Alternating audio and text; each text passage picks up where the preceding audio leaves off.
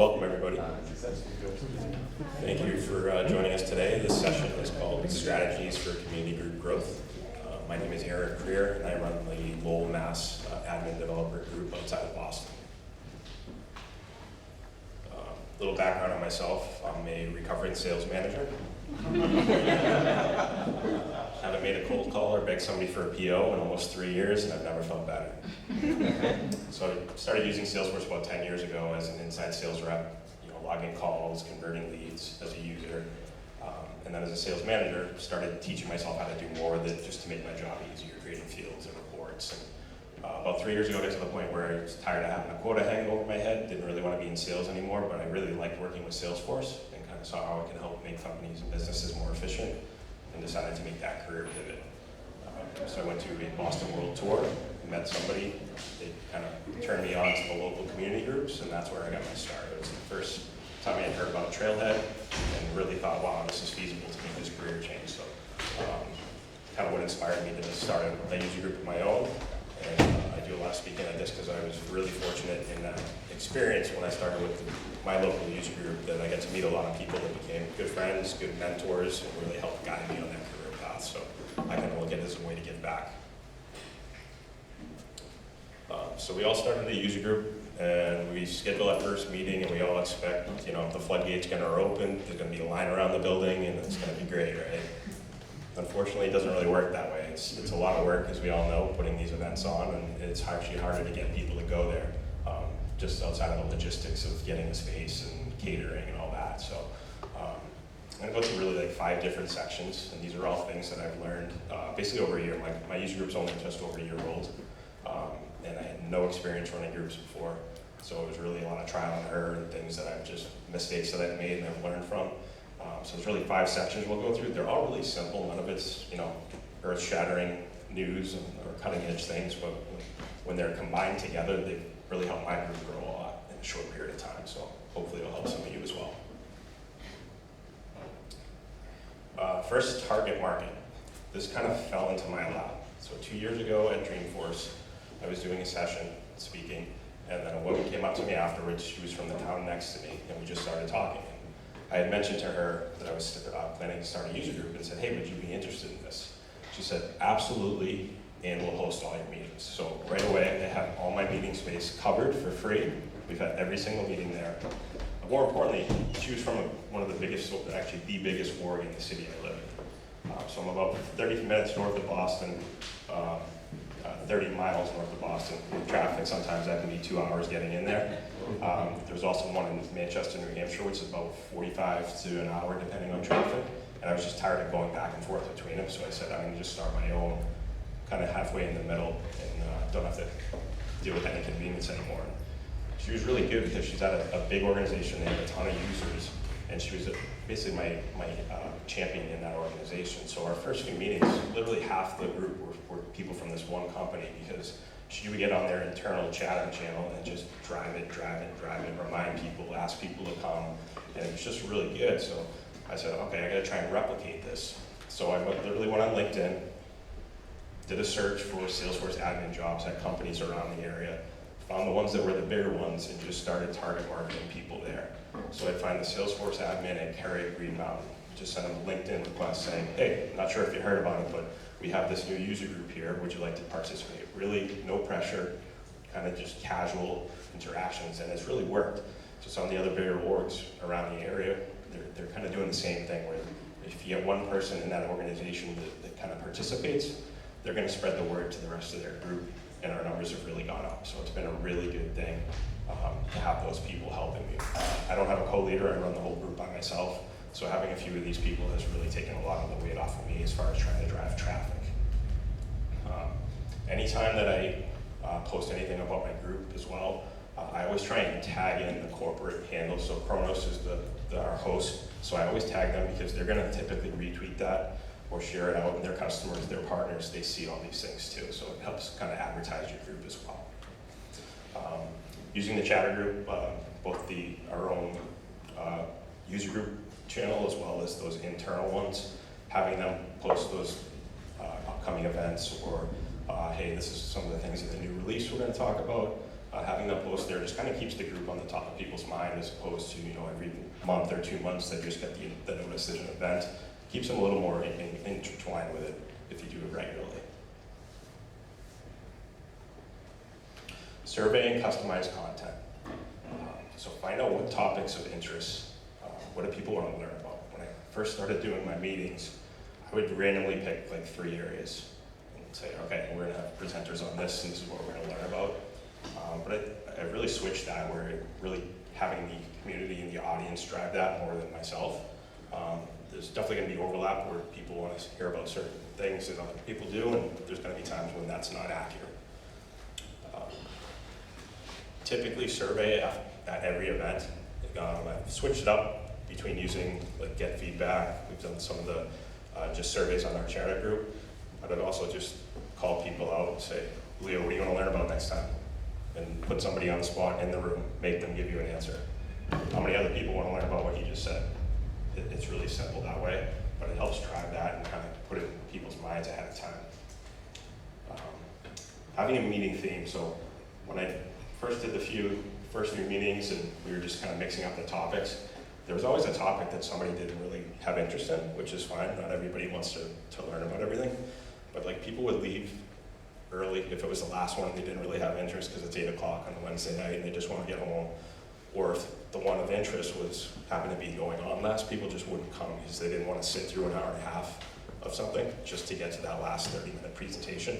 So I found that if we kept it a consistent theme, meaning next month's meeting is going to be only on Commerce Cloud, and there's 2 or 3 good presenters on that, some people aren't going to go because their company doesn't use Commerce Cloud or they won't have a need for it, but the people that go really do have an interest in it.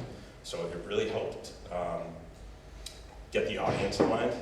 It also was really good for lining up speakers, because then it was, you could really make them complimentary presentations where you get a couple of good people from that area, tell them what the other person is presenting on, they can kind of bing and bang back and forth, and it really worked out well. Go outside the box. So it doesn't have to just be a meeting where you have 2 or 3 presenters and you're sitting in a room just learning. The first community group I got involved with was the Manchester, New Hampshire admin group. They were doing, just luck as a draw had it when I found out about them, they were starting a boot camp for the platform app builder exam prep. So it was 8 weeks. We met every Monday at a bar. It wasn't all bad. We'd have a couple of beers, 2 people, teams, so somebody would get up there and 2 people would kind of present on a couple topic areas. That way everybody didn't have to learn everything. And it was a really good way to learn, and it was a really good way to get involved with that group. So try and mix that up. I presented at the Portland Maine User Group a couple weeks ago. They do some of theirs at bowling alleys, where they'll have a topic, then they'll go bowl for an hour, then they'll come back, have another speaker. So you can do a lot of different things. It doesn't have to be kind of that standard out-of-the-box meeting. Talk to your audience, find out what they want for cadence, frequency, time, and location. Some groups meet quarterly, some are every month, some meet in the middle of the day, some are after work. It's going to be different for every audience and every market, but try and let the audience drive that, as opposed to trying to just kind of pigeonhole it in there, and it could change over time. So my group, we typically take July and August off because it's the only 2 months out of the year really where a lot of people are on vacation. So we typically take those off and then go. But my group, we found that like about every 6 weeks is kind of the good cadence for us, because it's sometimes I think if you do it monthly, if you're not in a big market, it kind of becomes a commodity where people are tending to skip it because they're like, oh, there'll be another one next month. If you space it out 6 to 8 weeks, it's worked out well for us because it's far enough out that people kind of get that, get in the calendar early enough, but they'll also don't look at it as like, this is just something I can blow off, because it happens all the time.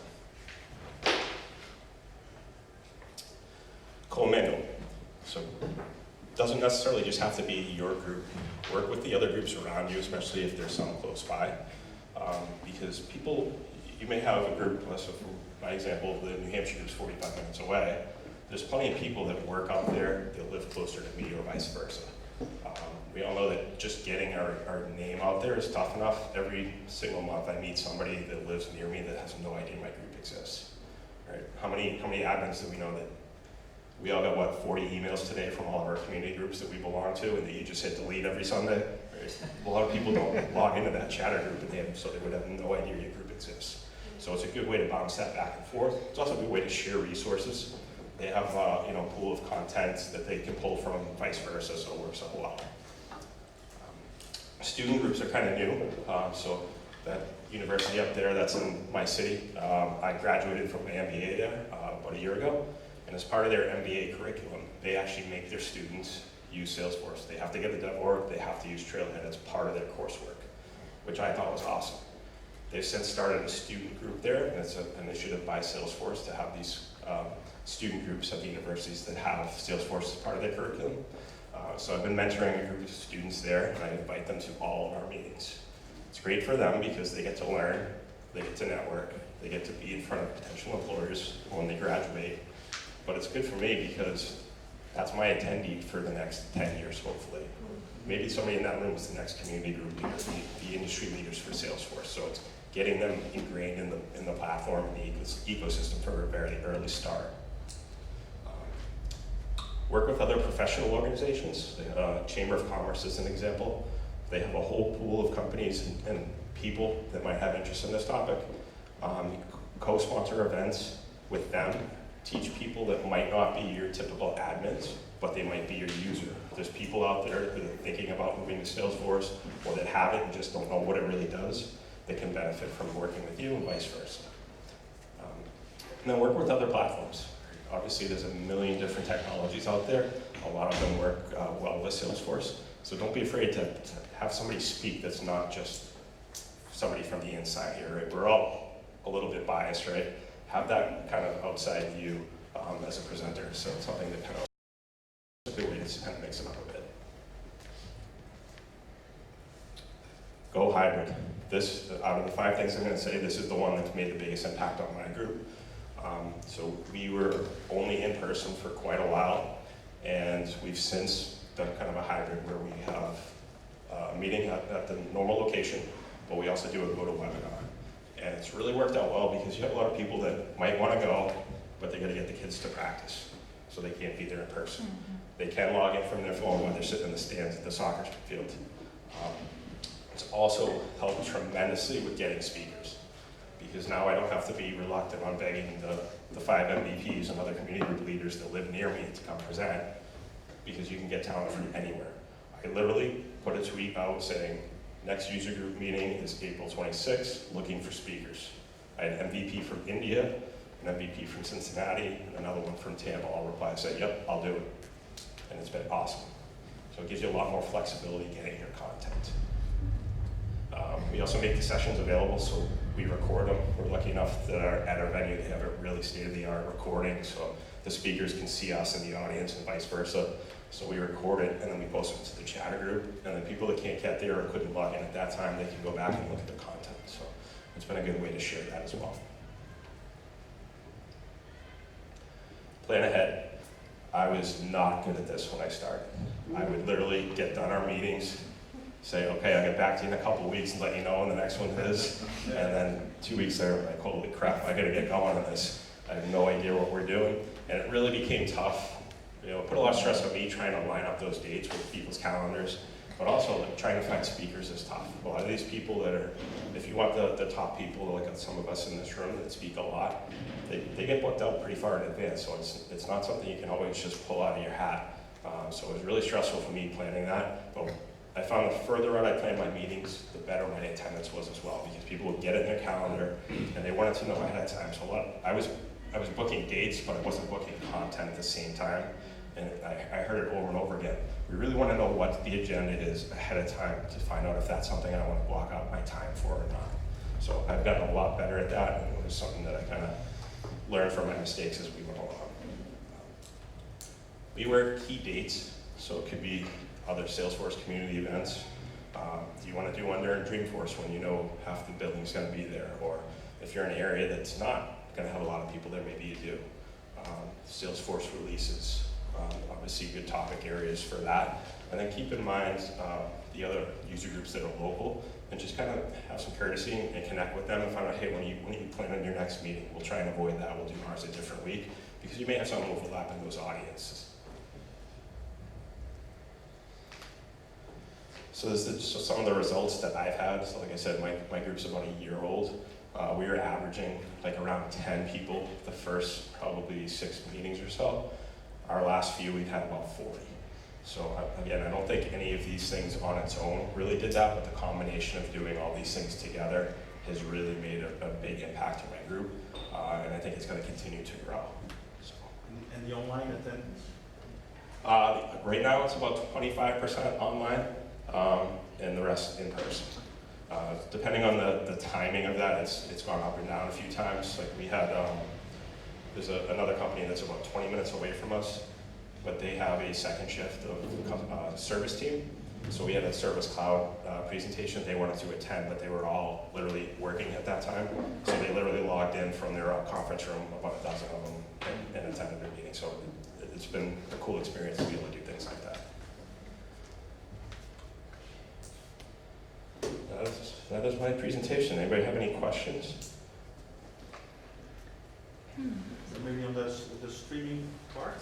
That's on which platform? They use GoToWebinar. There's a few different ones. Depending on the audience, like a GoToMeeting, I think the max is 20 for that. So we have a GoToWebinar gives you a bigger head count of people that can log in. And you have to have a camera then? You use something like a screen cap. Okay, I'm sorry. You also have a camera set up, but that's by the venue? Or? No, for the presenters, like if I'm presenting, I just log into the GoToWebinar, share my screen, and then you can record it there. The audio comes through as well. Okay, thanks. So, just to add on that, I'm interested in that too. Yeah. So you only do the webinar for the presentation, not for Q&A thing afterwards? The Q&A can, but their internal camera can capture it. So depending, we've used the GoToWebinar a few times, and then they have their own internal camera system that can record like the entire conference room and has speakers in front of all the tables. So we've done it both ways. They work well? The GoToWebinar I think works better, but you lose a little bit of the Q&A stuff. Yeah.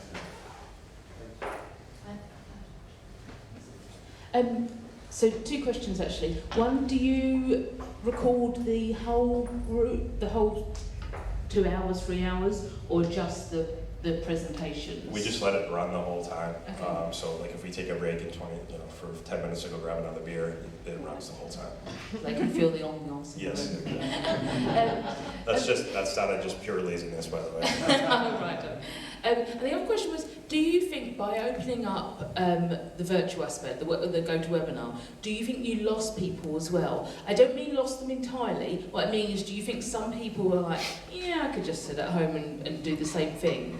I have the same people in the room now that I did before that. Okay. So none of those people lost. Like there's random times where somebody just can't get there that night, that normally comes in person and they'll log in. But it's been basically net new audience from the virtual side of it. And do you, sorry, I'm just going to hold this for a second. Have you had people outside of your community join? And Yes. how do you feel about that? I have no problem with that. If people want to attend, I don't care where they live. Most of that has actually come from the speakers we've had. So we had Amy Opplinger from she's Cincinnati area. Ohio, yeah. So she did a presentation. Like she was one of the people who responded to me on Twitter, said, "Hey, I'll do it." And so people from her group got the link. So we send the link out whenever we have the invite for the meeting. So the link's right in there. So basically anybody can share it with anybody that wants to join. So to me, I'm happy. The bigger the audience, the better. It doesn't matter to me if they're from outside the area. One maybe final question on that. By just having it, I'm just quite curious about the whole setup. By just having it playing, do you feel there's a privacy risk? And come from England, GDPR, but it, like say, Amanda and I were standing next to the machine, and you captured us chatting about how my husband had forgotten to do the washing up the night before, or something. But how do you manage that from a Basically, I run a women in tech group, and we have a no recording, no virtual thing, because we want to make sure that we ensure it's a completely safe space. So we've never considered the option, and we've in fact reassured people we won't ever, people will be taking pictures and putting them on Twitter, but they'll never be recorded. So you can come with all your problems or concerns or moans, but also open up about some of the topics we talk about. So I guess I've opened up another question. Sorry, everyone. But from the whole not capturing the outside conversations, how does that happen logistically?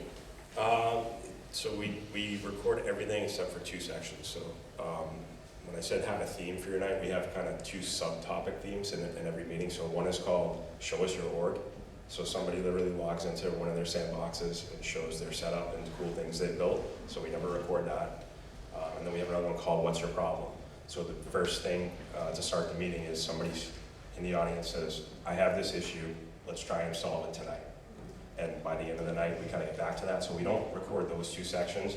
Everything else, it's basically just, hey, you're being recorded. If you don't want to get caught up there, don't go up by the microphone or the monitor.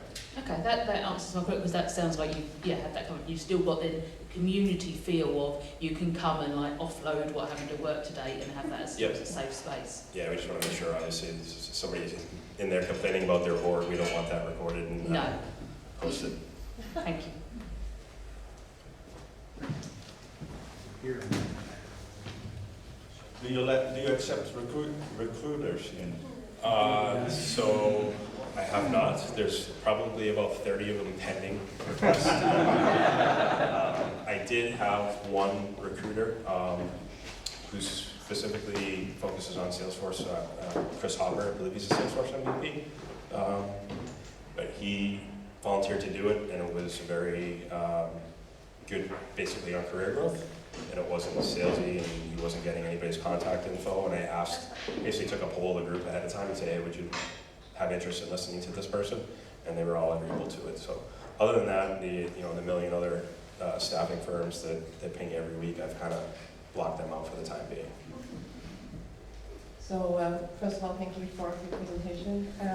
You already touched upon the subject of content. So my question is always like, yeah, you can obviously ask people for what it's like for what they'd like to see, but well, how do you really decide what you want to show, and then how do you make it up? Do you do presentations and things like that? Yeah, so I leave it up to the group to kind of pick an area. So it might be Service Cloud, or like our next one is all communities. So I let them kind of pick the general theme, or it might be automation or reporting. And then it's kind of on me to find the topics. So I've done a lot of them myself, and then I've kind of got reach out to people that I know that are experts in other areas and ask them to do it. And so their topics are kind of set by them. I just say, hey, can you do something on automation here? And then somebody will say, yeah, I have a pretty good flow and I can do, and somebody else will do process builder or triggers. And just to point out that the next session in this room is called Give Your Event a Theme, and is focused on getting content and that side of things. Right. So follow up there. There's time for one last question. Okay, that will be mine. Hi, thank you so much for information. Quick question: do you have a core team who help you, like 2 people who always with you, helping you with the content presentation, organizational part, or it's on your own? I have one woman who works at Kronos that I met that time at Dreamforce. I email her, say, here's some potential dates that work for me, what works for you for booking the venue. And that's pretty much it. She drives the traffic from her team and gets some feedback on topics there. Other than that, it's Thank you. thank you all again.